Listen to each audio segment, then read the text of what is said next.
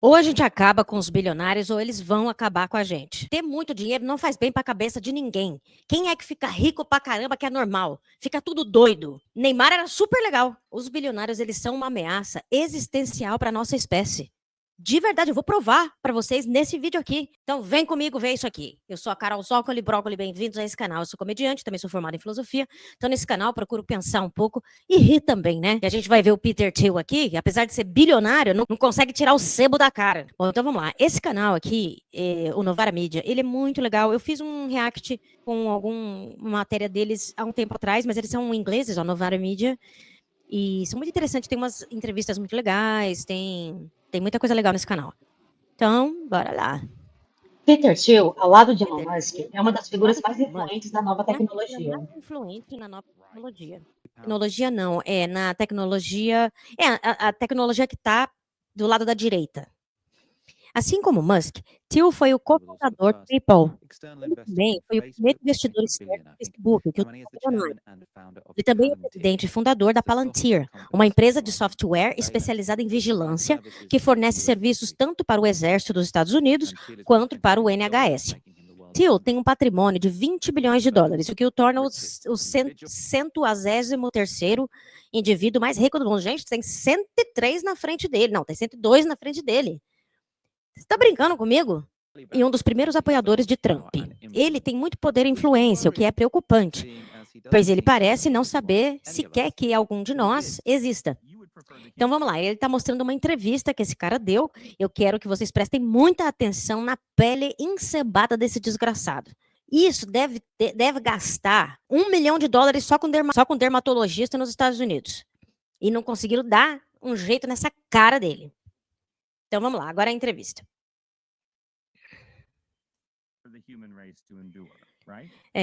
O repórter pergunta: você quer que a raça humana perdure, né? Continue. Aí ele olha a resposta. Aí o repórter fala: você tá hesitando. Tipo assim, né? Ele, não, sim, não sei. Eu gostaria. Olha o sebo da cara. Eu gostaria. Aí o repórter fala: é uma longa hesitação, tá demorando para responder, meu filho. Aí ele fala: tantas. Ele, aí o Peter Thiel responde: há tantas perguntas. A raça humana deveria. Aí o repórter repete: a raça humana deveria sobreviver? Aí ele responde: sim. Mano, o apresentador do Novara Media aqui tá desesperado também, igual eu.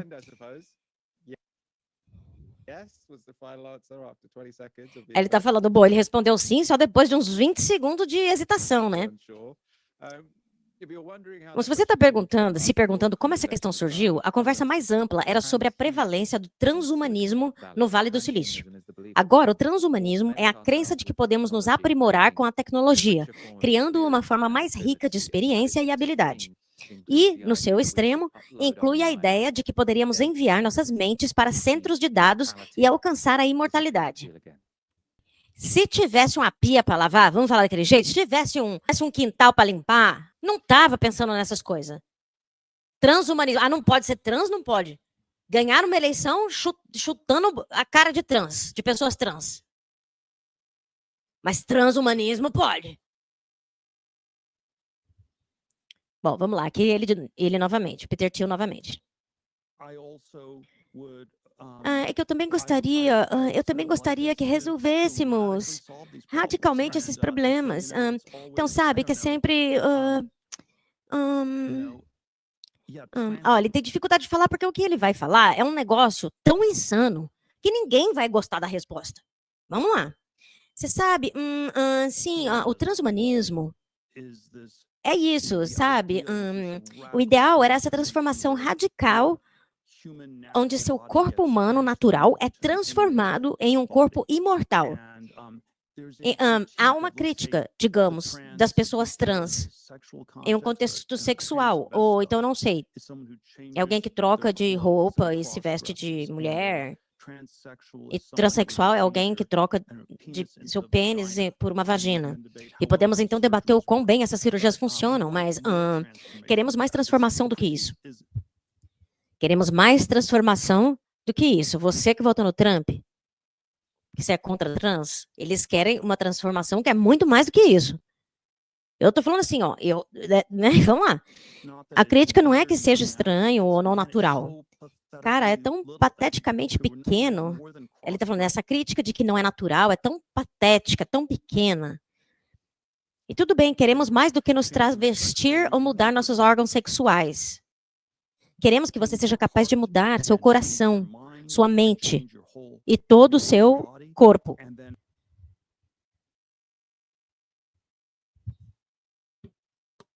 Se você não tá com medo aí da Biobigo, você me fala a tua receita. Porque, mano, esse cara, ó, eu não tô falando dos primeiros da tecnologia a apoiar o Trump. Ele tem o ouvido do Trump. O ouvido do Trump tá no bolso dele. Então, o cristianismo ortodoxo, a propósito, a crítica de que o cristianismo ortodoxo faz isso é que essas coisas não vão longe o suficiente, como o transhumanismo, que é apenas mudar seu corpo, mas você também precisa transformar sua alma. Não tá bom, viu, gente, ser humano? Não tá bom para ele, não. Ele tem dinheiro para resolver todos os problemas, ele tem dinheiro para melhorar a educação de um país inteiro, dos Estados Unidos inteiro, se ele quiser. E fazer umas pessoas criar em 10 anos uma geração de gênios. Ele pode fazer isso com uma boa educação, com dinheiro, com os bilhões que ele tem. Mas não. Não, ele quer controle total, seu corpo, sua alma, entendeu? Agora quem tá falando é o apresentador do Novara Mídia, de novo, só para quem tá ouvindo.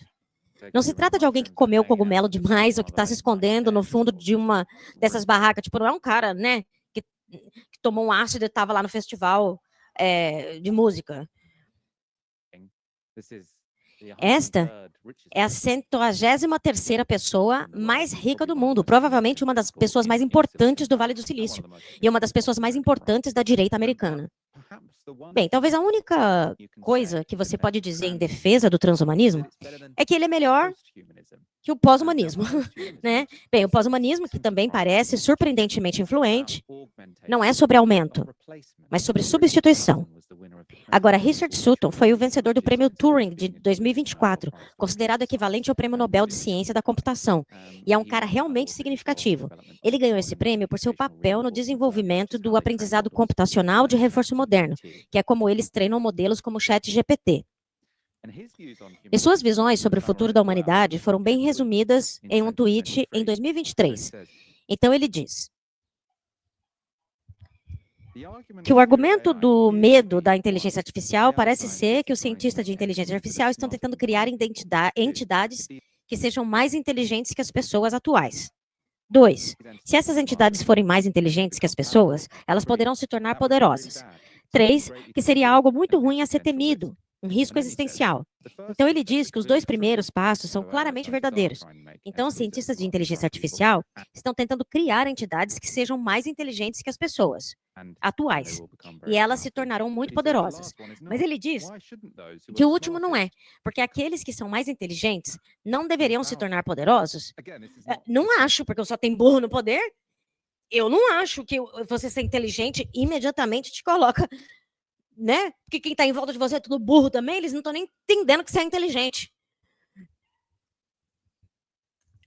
Mais uma vez, esse não é apenas um cara aleatório no Twitter, esse é um dos cientistas da computação mais influentes do mundo, que desenvolveu a tecnologia de aprendizado por reforço, que torna o LLM, né, o negócio do ChatGPT, o formato, né, tão poderoso. Um modelo de linguagem grande tão poderoso. Helena, há muita coisa que você poderia, acho que ele está falando com a repórter aqui do Novara, é muita coisa que você poderia aprender aqui. Acho que vou começar perguntando se você já ouviu falar dos transhumanistas. Aí a Helena vai dizer. Quero dizer, tem sido uma parte bastante popular, especialmente na literatura de ficção científica, por muito tempo. E claro, desde que vimos o advento do Bro-Tech, né, do humano, do tech, que tá chamando, o pessoal está chamando esse poder da tecnologia, os Bro-Tech, né? As broligarquia, estão falando que é bro, que bro é uma coisa de mano, de cara, de homem, dos mano, entendeu? Então o advento do Bro-Tech é como uma espécie de força no discurso científico internacional.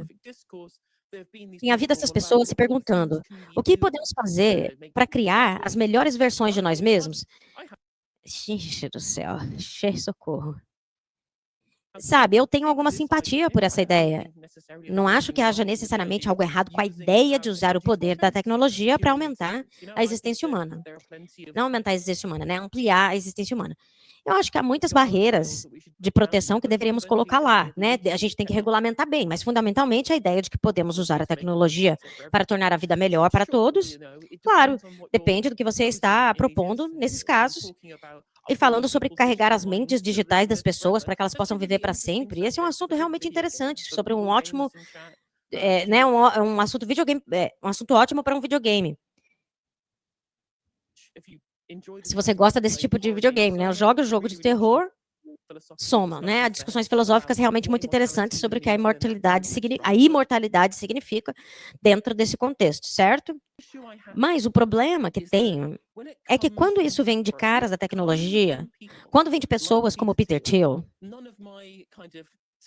não há nenhuma aceitação tácita de que há alguns benefícios no uso da tecnologia para melhorar a vida das pessoas. Ela está dizendo, existe uma coisa tácita, como se a tecnologia vai melhorar, entendeu?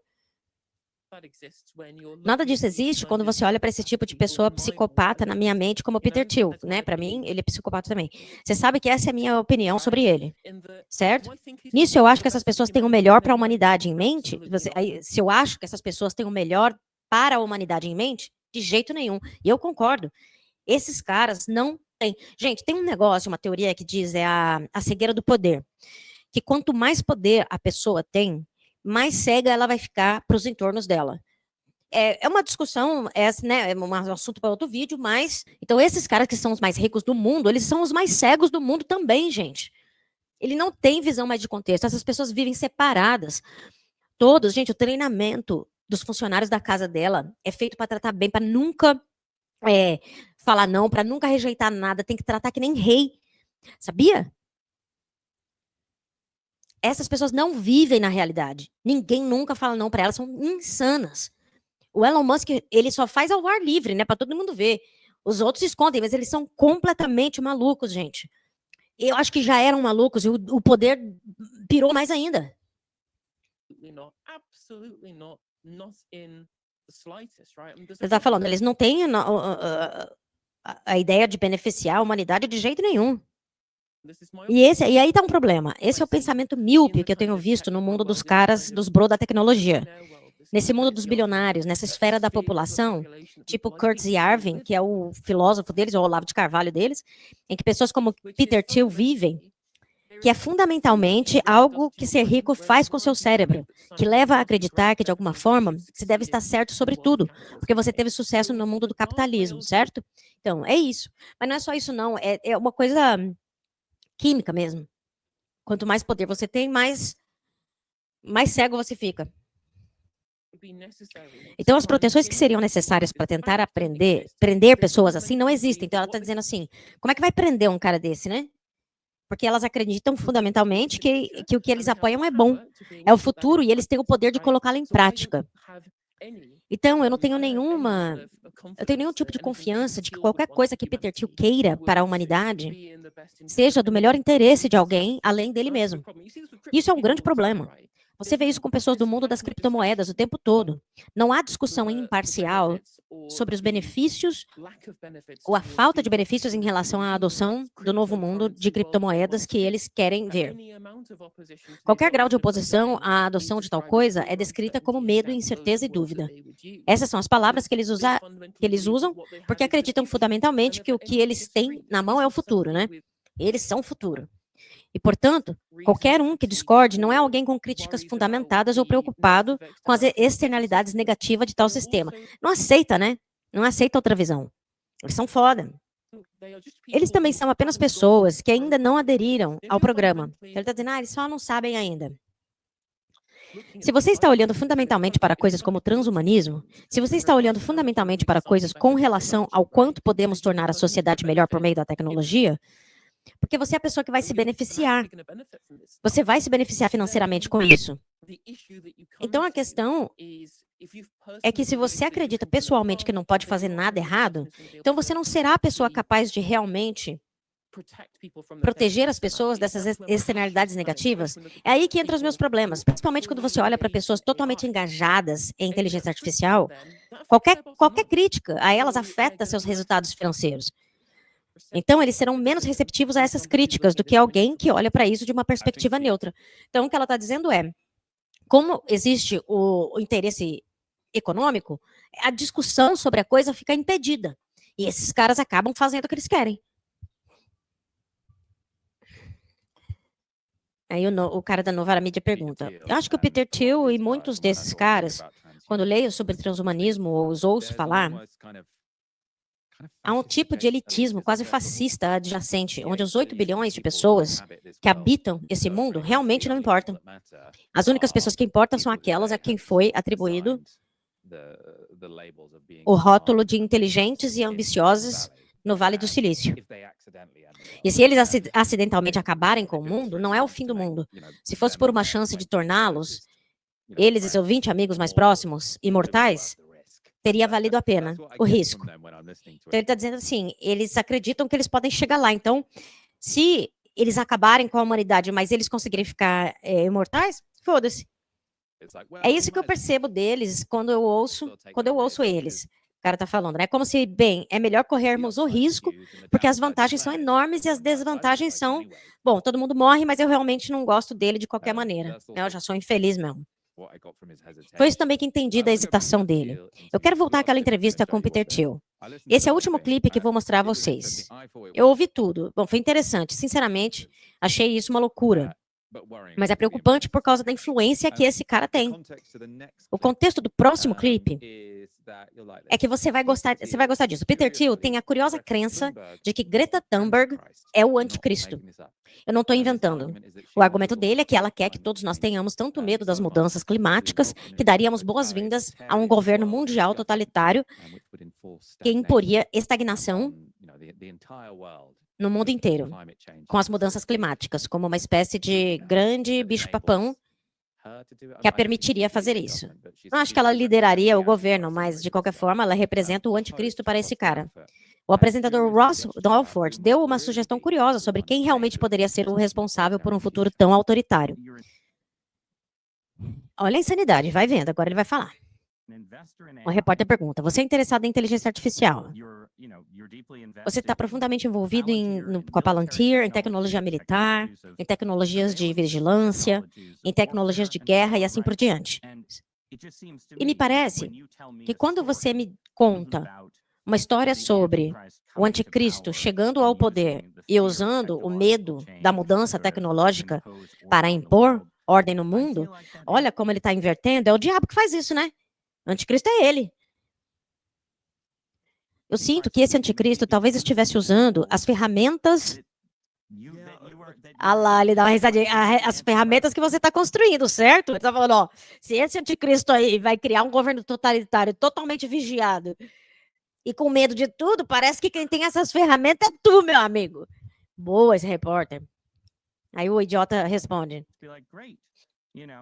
Não, o repórter está falando ainda, né? O anticristo não diria, tipo assim, ótimo, sabe, não teremos mais progresso tecnológico, mas eu realmente gosto do que a Palantir fez até agora. Quer dizer, isso não é uma preocupação? Não seria essa a ironia da história? Se o homem que se preocupa publicamente com o anticristo, acidentalmente, acelerasse a sua chegada? Aí ele responde, sempre assim, olha lá, tem todos esses cenários diferentes. Obviamente, não acho que é isso que estou fazendo. Tá bom, conta outra, diabo. Quero deixar claro, aí o repórter fala, quero deixar claro que eu não acho que seja isso. Eu só estou interessado em como chegar a um mundo disposto a se submeter a um governo autoritário permanente. O repórter pergunta. Daí o idiota fala. Bem, mas novamente, existem essas diferentes gradações disso que podemos descrever. Mas será que é tão absurdo o que acabei de contar como um relato amplo da estagnação a qual o mundo inteiro se submeteu por 50 anos em busca de paz e segurança? Hã? Bom, vamos lá. O cara da Novara Mídia vai falar 2 perguntas que não deveriam ser tão difíceis de responder em uma entrevista.